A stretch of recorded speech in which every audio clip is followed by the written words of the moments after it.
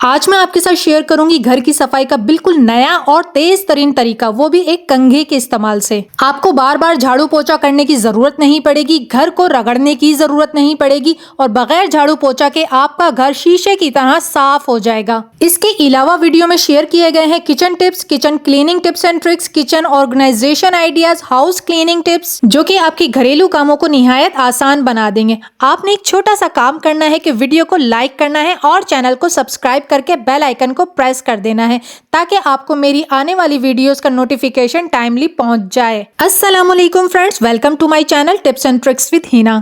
हमारे किचन के ऐसे बहुत से काम हैं जिनको करने के लिए हम मशीनों के मोहताज रहते हैं, लेकिन स्मार्टली इन्हीं कामों को हम अपने लिए आसान बना सकते हैं। तो बहुत ही आसान टिप आपके साथ शेयर कर रही हूँ। यहाँ पर मैंने ऑरेंजेस लिए हैं, बीच में से हाफ कर लिया है। अब यहाँ पर मैंने ली है एक बॉटल का जो बैक साइड होता है वो कुछ इस डिज़ाइन का होता है, जिसकी मदद से हम आसानी से जूस निकाल सकते हैं ऑरेंज का। हमें किसी भी प्रेसर या किसी भी जूसर मशीन की ज़रूरत नहीं पड़ेगी। तो यहाँ पर मैंने सबसे पहले सीड्स को रिमूव कर लिया है ताकि वो जूस के अंदर शामिल ना हो। बस अब आपने एक बॉटल उठानी है, छोटी या बड़ी, ऑरेंज के साइज के हिसाब से, और इस तरह से प्रेस करके आपने ऑरेंजेस का जूस निकाल लेना है। आपको किसी भी प्रेसर की ज़रूरत नहीं पड़ेगी, इलेक्ट्रिक जूसर की ज़रूरत नहीं पड़ेगी, और ना ही वेस्टेज होगा और ना ही मैस क्रिएट होगा, और आप आसानी से ऑरेंजेस का ढेरों ढेर जूस निकाल सकते हैं। सिर्फ आपको एक बोतल का इस्तेमाल करना है, ना ऑरेंजेस फटेंगे ना टूटेंगे, और आप फ्रेश जूस निकाल पाएंगे। आपकी इलेक्ट्रिसिटी भी बचेगी, आपका टाइम भी सेव होगा, और इस घरेलू टिप के इस्तेमाल से आपकी ज़्यादा मेहनत भी नहीं लगेगी। आपको जूस को छानने की ज़रूरत नहीं है, आप इसी तरह से इस जूस को इस्तेमाल कर सकते हैं बिना छाने ही। अगर अभी तक ये हैक ट्राई नहीं किया है तो आज ही करें। फ्रेंड्स, अगर आपके मोबाइल चार्जर की वायर टूट गई है या इस तरह से कट गई है और मोबाइल बहुत ज़्यादा स्लो चार्ज कर रहा है और आप नया मोबाइल चार्जर ख़रीदने जा रहे हैं, तो आपने ये टिप पहले ज़रूर ट्राई कर लेनी है। इसके लिए आपने क्या करना है कि कोई भी बॉटल का ढकना ले लेना है। ढकने को आपने आग के ऊपर हल्का सा गर्म करना है। जब आप आग के ऊपर हल्का सा ढकने को गर्म करेंगे तो प्लास्टिक की होने की वजह से इसकी प्लास्टिक मेल्ट होना शुरू हो जाएगी, लेकिन ये काम आपने एहतियात से करना है और ना थोड़ा सा ही बस आपने इसको गर्म कर लेना है। ये मेल्ट हो जाएगी और उसके बाद फ़ौरन से आपने जहाँ से भी वायर कट हुआ है, लटक रहा है, वहाँ पर इसके वैक्स को आपने इस तरह से घुमाते हुए तार के ऊपर लपेट देना है ताकि ये अच्छी तरह से कवर हो जाए। जो तार कटा हुआ है वो कवर हो जाए, और जल्दी से आपने क्या करना है कि इसको सेट कर लेना है सीधा पकड़ के, क्योंकि ये फ़ौरन से ड्राई हो जाता है।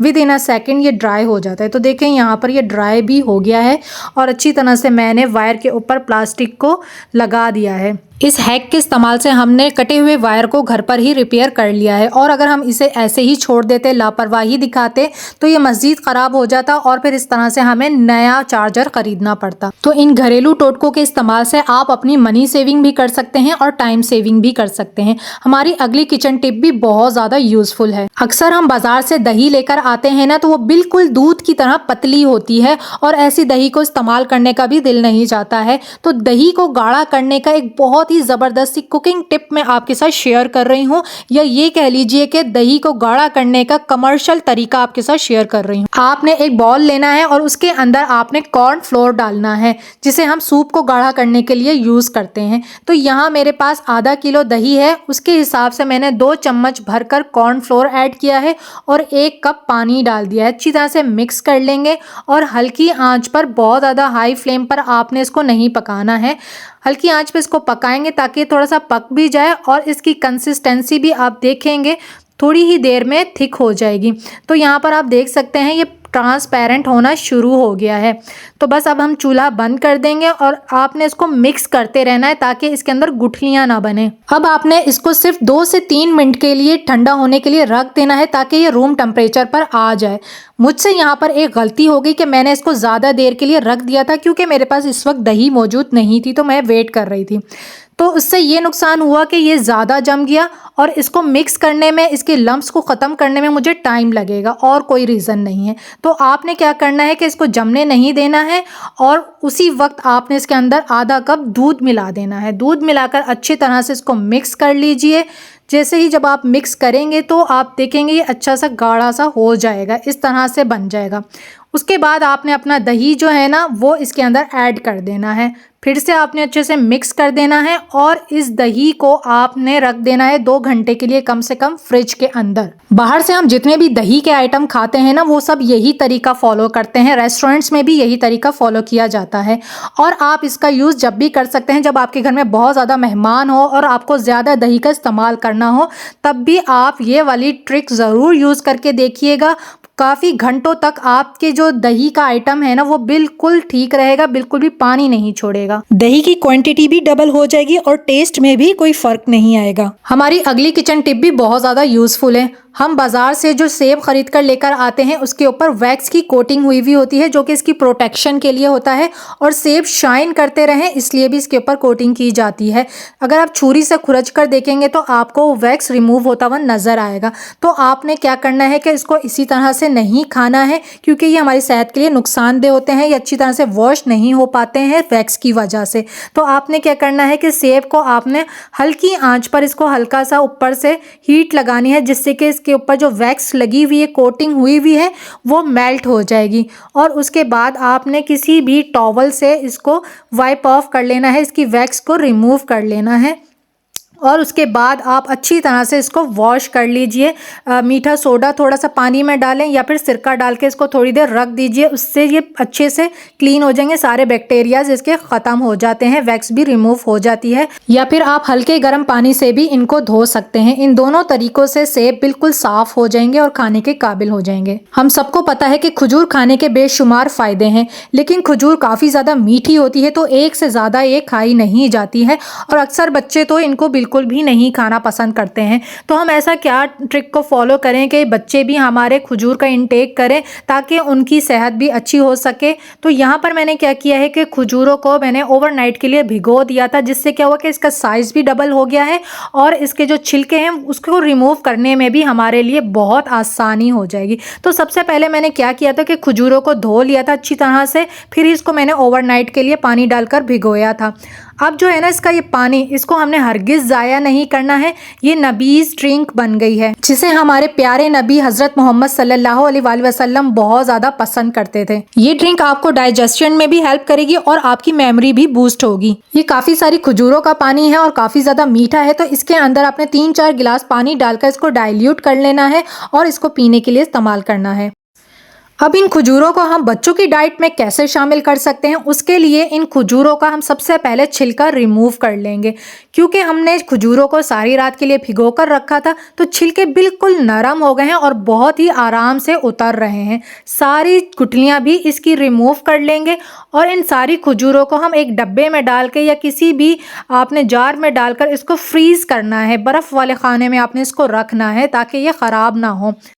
इससे हमें यह फ़ायदा होगा कि जब भी हमें खजूरों का जूस बनाना होगा या कोई मिल्क शेक बनाना होगा तो उसमें हम खजूरें डालेंगे तो बहुत ही अच्छा सा और स्मूथ सा उसका शेक बन जाएगा। वरना खजूरें जो है ना वो छोटे छोटे से उसके चंक्स रह जाते हैं जिसे बच्चे खाते नहीं हैं जूस के अंदर, तो ये बहुत अच्छे से मिक्स हो जाती हैं। तो इस तरह से आप रेडी करके रखेंगे ना तो आप इसका कुछ भी बना सकते हैं। आप इसका डिज़र्ट बना सकते हैं, शहद के तौर पर इसे यूज़ कर सकते हैं, शेक्स बना सकते हैं और इसका मैंने आपके साथ एक चॉकलेट स्प्रेड भी बनाकर शेयर किया था। हमारी थोड़ी सी मेहनत से बच्चे इन खजूरों का इंटेक कर लेंगे और उनकी सेहत को बहुत ज़्यादा फ़ायदा पहुंचेगा। हमारी अगली किचन क्लीनिंग टिप देख लेते हैं। तो उसके लिए मैंने क्या किया है कि यहाँ पर बॉटल का इस्तेमाल किया है।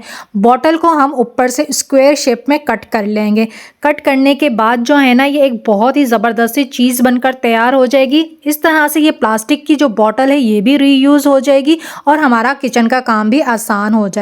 तो क्या होता है कि डेली हमें बहुत सारी सब्जियां काटनी होती है, फ्रूट्स कट करने होते हैं, तो जितना भी किचन का वेस्ट है ना उसे हम फेंक देते हैं या फिर थैलियों में हम जमा कर लेते हैं। तो आप इस बॉटल को बिन के तौर पर यूज़ कर सकते हैं। किचन के कचरे को जमा करने के लिए हम प्लास्टिक शॉपर का भी इस्तेमाल कर सकते हैं, लेकिन शॉपर को हम वॉश करके दोबारा से यूज़ नहीं करेंगे और वो इन्वायरमेंटल फ्रेंडली भी नहीं होती है। लेकिन ये प्लास्टिक की बॉटल को हम वॉश करके दोबारा से रीयूज़ कर सकते हैं क्योंकि मेरे किचन में एक ही शेल्फ स्पेस बिल्कुल भी नहीं है, तो इस बॉटल को मैंने सिंक के ऊपर कील पर लटका दिया है ताकि इस्तेमाल करने में आसानी हो और बाद में कचरा फेंक कर इसे वॉश करके यूज किया जा सके। आपके घर के कामों को मजीद आसान बनाने के लिए यहाँ पर मैंने लिया है एक मास्क और ऊपर से उसको कट कर लिया है। कट करने के बाद ये एक पॉकेट की तरह बन गया, एक थैली की तरह बन गया है। अब हम अपने किचन से लेकर आएंगे लौंगे। लौंगे जो है ना वो आपने 10 से 12 अदद लेनी है। लौंग की स्मेल बहुत ज़्यादा स्ट्रॉन्ग होती है। अगर आपके पास लौंगे नहीं है तो आप नेपथिलीन बॉल का भी इस्तेमाल कर सकते हैं, जिसे फिनाइल की गोलियां भी कहते हैं। तो इन दोनों में से कोई भी एक चीज़ आपने यूज़ करनी है और पोटली को बंद कर लेना है। अब जो ये पोटली है ना, ये जादुई काम करेगी आपके कपड़ों पर। हमारे कपड़ों में जो छोटे छोटे कीड़े लग जाते हैं, नए कपड़े हैं वो ख़राब हो जाते हैं, सुराख हो जाते हैं, तो वो कीड़े जो है ना इसकी खुशबू की वजह से दूर रहेंगे, अलमारियों में नहीं आएंगे। क्योंकि इस पोटली को जो है ना हम हैंगर में डालकर इस तरह से अपना जो अलमारी का हैंगिंग एरिया है कपड़ों के बीच में इसको लटका देंगे और हमारे कपड़े बिल्कुल सेफ रहेंगे। हमारे घर और किचन की एक और बड़ी प्रॉब्लम है कीड़े मकोड़े, छिपकलियां और कॉकरोचेस वगैरह। रात के अंधेरे में ये सारी चीज़ें हमारे बर्तनों में मुंह मारती हैं, जिससे हमारे बर्तन ख़राब हो जाते हैं और इन्हें बार बार वॉश करके यूज़ करना पड़ता है। लेकिन लकड़ी के बर्तनों को अगर आप बार बार वॉश करेंगे तो इनको सूखने में काफ़ी टाइम लग जाता है। तो अगर आप इनको किसी भी थैले में डालकर कवर करके रखेंगे तो ये कीड़े मकोड़ों से दूर रहेंगे, खास करके छिपकलियों से। होम क्लीनिंग के लिए, घर की सफाई के लिए हम डेली ही घर का झाड़ू पोछा करते हैं ताकि हमारा घर जो है वो बिल्कुल साफ सुथरा रहे। अगर कभी आप बीमार हैं या बहुत ज़्यादा थके हुए हैं, आपका मूड नहीं है, तो बार बार झाड़ू पोछा लगाने से आप जान छुड़ा सकते हैं। तो आपने क्या करना है कि झाड़ू लेना है और एक बड़ा सा कपड़ा लेना है और कपड़े को आपने झाड़ू के ऊपर लपेट देना है इस तरह से। अब हम क्या करेंगे कि कोई भी रबर बैंड से या फिर रस्सी से इसको ऊपर से बांध लेंगे ताकि कपड़ा खुले ना, और इस तरीके से हम घर की सफाई कर लेंगे। इससे हमें 2 फायदे होने वाले हैं। एक फ़ायदा तो ये होगा कि हमें पोछा नहीं लगाना पड़ेगा, क्योंकि इससे सारी डस्ट जो है ना वो बहुत अच्छी तरीके से साफ़ हो जाएगी। हमारा फर्श जो है ना बगैर पोछा लगाए ही बिल्कुल साफ़ सुथरा हो जाएगा, डस्ट फ्री हो जाएगा। और दूसरा फ़ायदा ये होगा कि अगर आपका टाइल्स या फिर मार्बल का फ्लोर है और आपके पास कोई फूल झाड़ू नहीं है तो आप इस तरह से इसको फूल झाड़ू के तौर पर भी इस्तेमाल कर सकते हैं। क्योंकि फूल झाड़ू जो है ना अक्सर उसका भूसा बहुत ज़्यादा निकलता है, उसके तिनके बहुत झड़ते हैं, उल्टा जो है ना बहुत ज़्यादा मैस हो जाता है, घर में गंदगी हो जाती है। और अगर आप चाहें तो इस कपड़े को गीला करके मार लीजिए, तो इससे पोछे का काम भी हो जाएगा। फ्रेंड्स, अगर आपको मेरी ये क्लीनिंग टिप्स पसंद आ रही हैं तो आपने वीडियो को एक लाइक ज़रूर देना है, और अगर चैनल पर फर्स्ट आए हैं और इसी तरह की वीडियोस देखना चाहते हैं तो उसके लिए आप मेरे चैनल को सब्सक्राइब ज़रूर कर लीजिएगा। कंघे के इस्तेमाल से आप अपने घर को किस तरह से साफ सुथरा कर सकते हैं, तो यहाँ पर मैंने कंघा लिया है, कोई भी पुराना कंघा आप इस्तेमाल कर सकते हैं, और एक कपड़ा ले लिया है। कपड़े के अंदर आपने कंघे को रख कर इस तरह से फोल्ड कर लेना है। अब आप देख रहे हैं कि बिल्कुल बारीक सी एक ब्लेड की तरह बन गया है। इसके जो एजेस हैं ना, इससे हम अपने घर की क्लीनिंग करेंगे, और इस जादुई कंघे के इस्तेमाल से हमारे घर का कोना कोना चकाचक साफ हो जाएगा। तो सबसे पहले हम इसका इस्तेमाल करेंगे हमारे घर के ऐसे कोने, ऐसी जगहें जहां पर हमारी अप्रोच मुश्किल हो जाती है और हमें उन जगहों को साफ करना मुश्किल लग रहा होता है। तो यहाँ पर ये जो कॉर्नर्स होते हैं इस तरह के, इनकी किनारियों में काफ़ी धूल मिट्टी और गर्द जमा हो जाती है, जो कि काफ़ी ज़्यादा गंदे लग रहे होते हैं। इसके एजेस की वजह से बिल्कुल साफ़ हो जाएगा, आपको मुश्किल नहीं होगी। इसी तरह से हमारा जो फर्नीचर होता है उस पर प्यारे प्यारे से डिज़ाइन बने हुए होते हैं, लेकिन अगर वहाँ धूल मिट्टी जो है ना जमी रह जाए ना तो वो बहुत ही ज़्यादा बुरा लग रहा होता है। अब इसी टूल की मदद से देखें कितनी आसानी से हम इन पार्ट्स की भी सफाइयाँ कर रहे हैं, जहाँ पर कपड़ा नहीं पहुँच पाता है, डस्टिंग नहीं हो पाती है। तो इसकी बारीक एजेस की वजह से ना ये बहुत ही अच्छे से साफ़ हो जाएगा, तेज़ी से साफ़ होगा और मिट्टी भी सारी बिल्कुल ख़त्म हो जाएगी। इसी टूल की मदद से हम अपने किचन की भी डीप क्लीनिंग कर सकते हैं। हमारे किचन में ऐसी काफ़ी सारी जगहें और चीज़ें होती हैं जिन पर धूल मिट्टी चिकनाई और ग्रीस जम जाती है और उन्हें साफ़ करना फिर काफ़ी ज़्यादा मुश्किल हो रहा होता है। तो देखें ये नोब्स बहुत ज़्यादा चिकने हो जाते हैं, चिकनाई इसके ऊपर जम जाती है।